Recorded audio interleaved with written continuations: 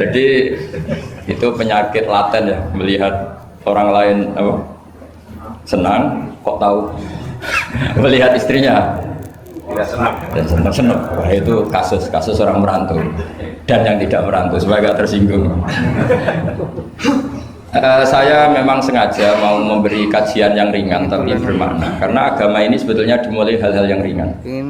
Nggak ada ceritanya filosofi agama itu berat, karena jubilatil ukul ala qabulil haqqi. Semua ulama berpendapat akal itu dipaksa untuk menerima kebenaran.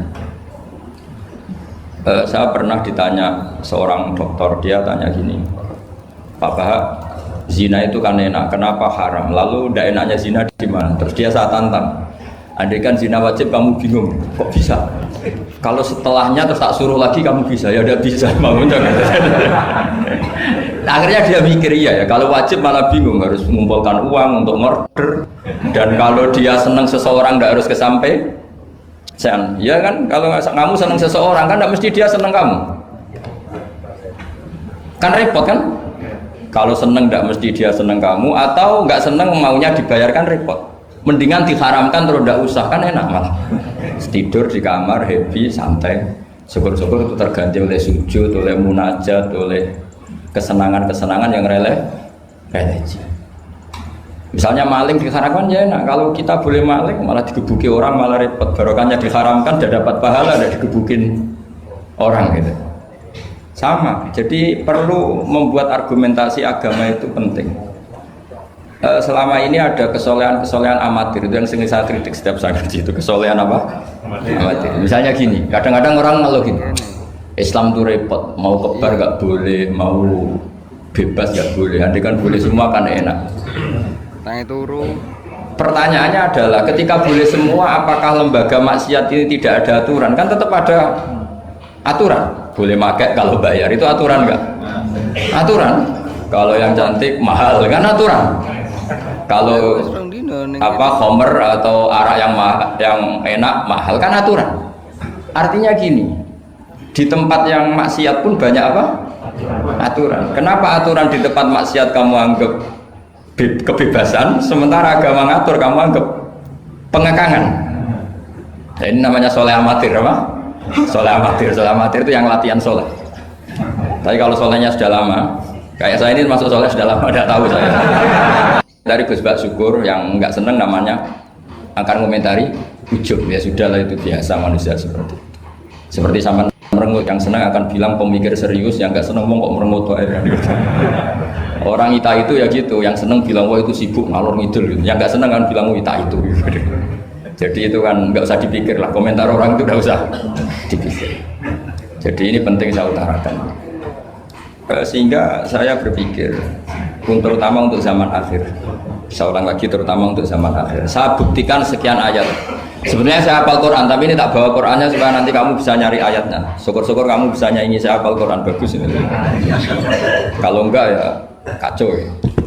Sekarang banyak orang bantah apa orang hafal Quran, dia sendiri nggak hafal. Saya sering di Jogja. Saya mau tanya tafsir sama jenengan, karena tafsir Kemenak itu ada kesalahan sekian 2000 itu, tak tanya, kamu apa Quran enggak? Aduh repot ini kata saya. Ini kayak Tyson tinju sama Elias Pikal gitu. Kalau kelasnya enggak sama, mati soalnya kan.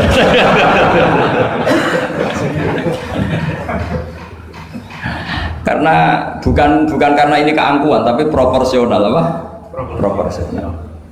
Saya cerita yang ringan-ringan saja, sebagaimana sanad saya dari guru-guru saya ila Rasulullah Shallallahu Alaihi Wasallam. Agama itu dimulai dari kesenangan, happy, farah kalau dalam bahasa Arab al-farah.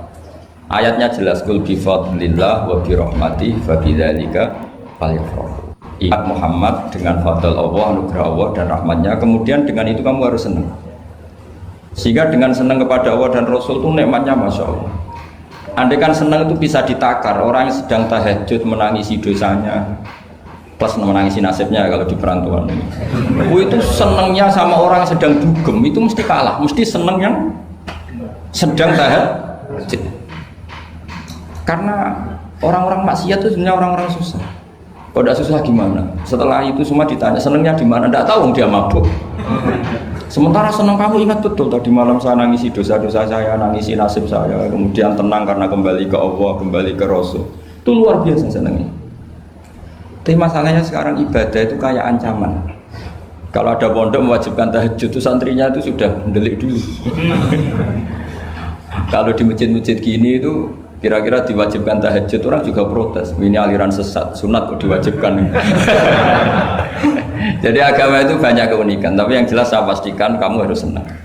Kata Rasulullah SAW tadi, salasun mangkun nafihi wajata halawatal iman. 3 hal ini, kalau 3 hal ini ada pada kamu, ada pada kita, pasti kita ini menemukan halawatal iman, manisnya iman. Yaitu satu, ayyakuna Allahu wa rasuluhu ahabba ilaihi mimma siwahuma. Bahwa Allah dan Rasul itu lebih Anda cintai ketimbang yang lain. Mencintai Allah itu nikmatnya Masya Allah. Caranya gimana supaya kita istiqomah ibadah? Anggap hidup kamu itu sehari. Saya ini di Jawa celok besar, tapi punya uang 200.000 itu ngira banyak sekali. Bukan banyak, banyak sekali. Karena saya ngitung hidup itu per hari. Karena aturannya orang soleh, sama tak ijazahi, pasti kamu nggak mau. Karena kamu pecinta won. Pasti tidak mau. Syarat sahnya orang soleh itu harus nganggap hidup itu hanya sehari. Hanya apa? Wa'mal li akhiratika ka'annaka tamutu ghadan. Beramallah untuk akhiratmu seakan-akan besok mati. Coba kamu yang di perantauan, bayangkan maksiat sampai 60 tahun ke depan kan berat. Sampai seminggu saja kira-kira berat kan. Tapi kalau bayangkan saya tidak akan maksiat semalam ini karena besok saya mati, sukses. Besok berpikir gitu lagi, saya tidak akan maksiat kan hanya sehari. Ternyata besok hidup lagi. Berpikir gitu lagi, tahu-tahu mati betulan setelah 60 tahun. Jadi itu apa ya, satu konsep dari Rasulullah supaya orang itu meninggalkan maksiat itu ringan karena bayangannya hidup banyak. Coba yang ahli maksiat itu diberitahu besok kamu mati, kira-kira malamnya maksiat enggak? Kamu maksiat itu karena bayangkan hidup masih lama. Makanya kata Quran, wahai orang-orang yang beriman, alam yakni lil ladzina amanu an takhsha qulubuhum li dzikrillah wa ma nazala minal haq. Orang-orang iman itu sudah saatnya khusyuk. Kamu jangan seperti orang-orang dulu. Orang-orang dulu fatola alaihimul amatu faqasat qulubuhum. Orang itu menjadi wangkot, menjadi keras hatinya karena merasa hidupnya itu panjang. Ini penting, ini konsep-konsep yang ada di hadis sahih. Jadi tidak perlu kamu soal ini sahih apa enggak, tak pastikan sahih. Saya ini baca hadis lama sekali. Jadi yang nyoal harus imbang. Kalau enggak kayak Tyson dengan Elias Pikal. Supaya clear, supaya jelas. Saya sering ketemu para pemikir di Jogja dan berkali-kali saya bilang harusnya diskusi itu imbang. Ini bukan karena keangkuhan tapi karena proper. Awal maksiat itu dimulai karena tidak senang tercari kesenangan dan pilihannya maksiat. Coba kalau kesenangan itu ada pada taat, itu luar biasa. Sampai Rasulullah itu menggambarkan ketaatan yang baik itu. Ada hadis yang mungkin kalau orang Jogja, orang Solo itu tidak siap karena agak priayi. Nabi pernah ngendikan, wa fi buti ahadikum sedekah. Kamu ngeloni istri kamu itu ya sedekah. Sahabat ya tanya, ayati ahaduna syahwatahu wa walahu ajrun. Yang benar aja ya Rasulullah, masa urusan seks, urusan biologis kemudian dia dapat apa? Pahala. Nabi jawabnya ringan saja. Ali salawatu aha fi haramin akana alaihi wisrun. Kalau yang digauli itu istri orang atau yang enggak zaujahnya, enggak istrinya, apa dia ada dosa? Ya dosa ya Rasulullah. Fakadzalika kalau waktu fi halalin kana lahu ajrnya, begitulah kalau dia kalau salah letak haram, kalau tepat sasaran ya halal. Segampang itu ibadah itu. Jadi ngumpulin istri ibadah, nimang anak ibadah, ngaji begini ibadah meskipun enggak paham, enggak ada syaratnya paham. Yang menyenangkan dalam Islam kan gitu, ngaji itu udah harus paham. Yang penting datang pura-pura paham selesai.